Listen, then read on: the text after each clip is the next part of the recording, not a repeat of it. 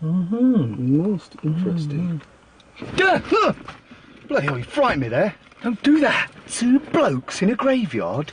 2 blokes talking in a car.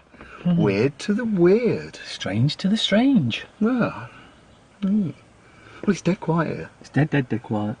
Nobody minds. It's not causing anybody It's any actually harm. quite tranquil. Not peaceful. It's tranquil. Well, where's all the light gone? Oh no, you've just let them into your soul now. Do you see that? Oh my word. What have you done? Oh, my soul, my spirit. We'll look into those words next time. Light. Right, I used to be friends with Professor Stephen Hawking via email, actually. Very, very nice man. I am still your friend. But sometimes it wasn't like I was speaking to him. I'm a quantum physicist. I've studied a lot of things. And you know when you go and study physics, you don't study metaphysics. You only sort of get one idea of the picture. You know? Yes, that's deliberate. That's by design. Oh, right. There was a very, very intelligent man, but he wasn't a very good mathematician, called Albert Einstein. I think I know him. Funny hairstyle. At the schools, we taught that there's a certain equation that he came out with, which was the theory of... I know it. Theory of... I know it. Go on then.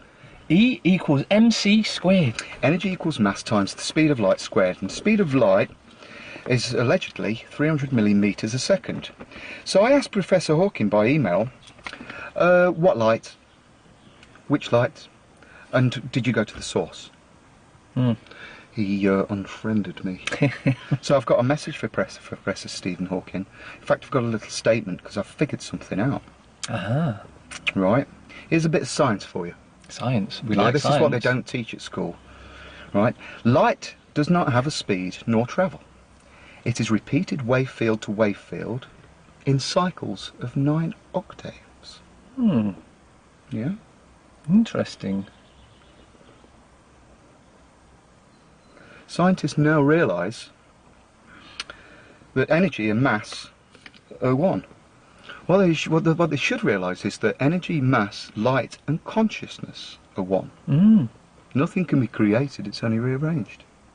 Yes. Light's got a speed.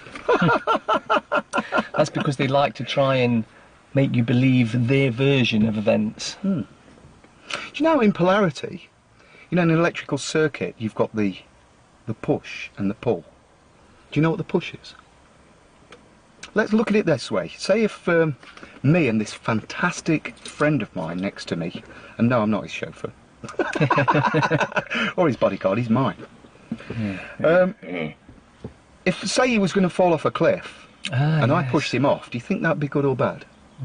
It wouldn't be very nice, would it? Not be nice. Why would I want to do to that, even to net positive or negative of the self? I wouldn't want to do that to anybody. No. Because we come with love, unity and compassion. For are we not all one?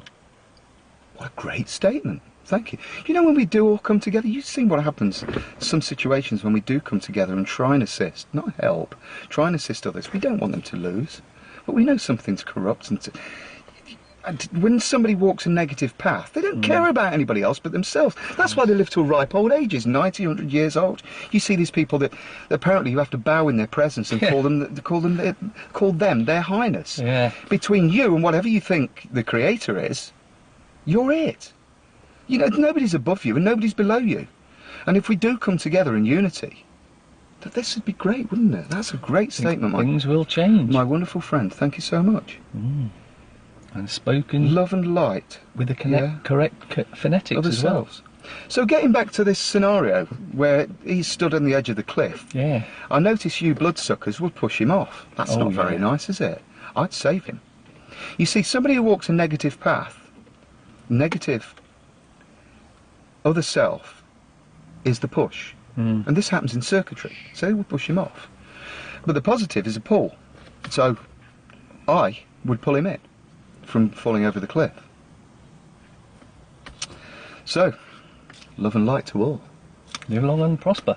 What was that quote you made? For are we not all one? For are we not all one? Shouldn't we all come together and just live our lives so beautifully and enjoy this experience on this planet? This is what our negative other selves are fearing, though, because if we do come together, That's it, it's game over. No more divide and conquer. Do you know, I'm looking on YouTube and on the net and everything, and somebody keeps going on about so-called truth movement and the sovereign citizen movement. He told you there is no sovereign citizen movement because it's an oxymoron. An oxymoron. Yeah. You leave the morons alone. We're morons. Hmm. We're your lovely morons. Mm. So, where was I? Truth. Yes, truth. And the truth movement. I looked up the word truth. I know we've done a lot about words. It says it does not exist. But if you're looking for the truth, you will be lying to yourself and you'll have faith in a belief. You look at the word belief, it says lie. We did this in part 2. Yes. Right? And you look at faith and it says fear. Why would you want to be fearful and lie to yourself with looking for something which could never exist? I promise to tell the whole truth and nothing but the truth. Nobody knows the I truth. can say, you especially, do you know the whole truth? Because if you do, you're one step ahead of everyone. You can't be found. No. It doesn't exist. So to those out there that say there's a truth movement, there is no truth movement. Because there's no truth, it can't be found. But something which runs incorrectly or correct seems to be going on. So it completes the circuit, you see. And it's all down to love and light. You've got negative love, which you can imagine. There was a chap, he called himself the Beast 666. Alistair Crowley, died in 54, I think. Now, speaking of Crowley there for a second, didn't he actually get someone pregnant? Yeah, I don't know who it was, but he had 2 children. He had a son called Anando and a daughter called Barbaria. He changed the name to Barbara. Ah, Barbara. And you know, she gave birth to Very evil. a really, really fantastic, wonderful man, human being, very, very intelligent. And his name was George W. Bush. Yes.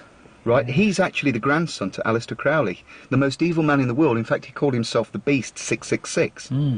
George W. Bush was his grandson. That would explain quite a lot of things, really, wouldn't it? Ooh. What else were we going to talk about? No, don't know. Yeah, you can spot negative other selves. Yes. Because they just make horrible, nasty comments about everyone else when they're trying to do positive things. In actual reality, they're just vampires sucking our energy off dry from us. Do you know, I don't think you should use that word. Why don't Energy. you just, it's too good for them. Ah. Right? Let's try parasitic bloodsuckers. Ah, yes, that's more accurate. Yeah? And there's a couple of you, and we know where you are. We know your IDs. Right? And we're going to see if you try and cease and desist from your filthy, vile comments. But we love you, really. We really do love you. We'd like to have a few words. And there's the invitation again. Shows your faces.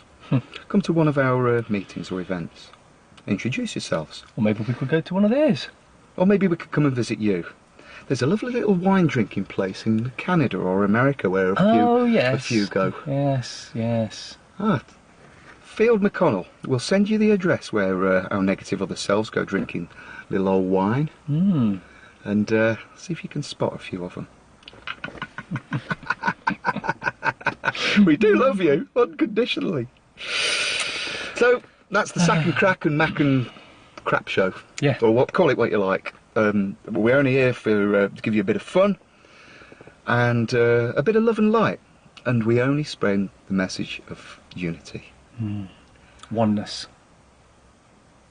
Thank you. You are love.